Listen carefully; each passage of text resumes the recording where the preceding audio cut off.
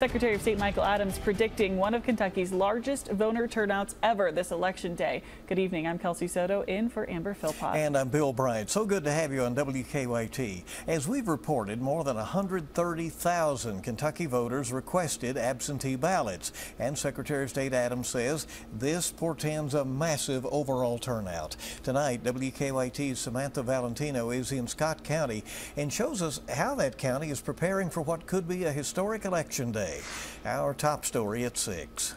We're expecting a lot. Rebecca Johnson is the Scott County clerk. She says they received a phenomenal amount of absentee ballot requests. A little over 1,600 that we sent out by the time the portal closed, and about over half of those have been returned. They're also anticipating more voters will take advantage of early in-person no-excuse voting. That's why they've added an additional early voting location this year. We're expecting more to turn out for the early, but then we're expecting more on Election Day as well. One thing they're preparing for here in Scott County is the chance that voters could spend more time than usual in the voting booths due to the length of the 2 constitutional amendments on the ballot.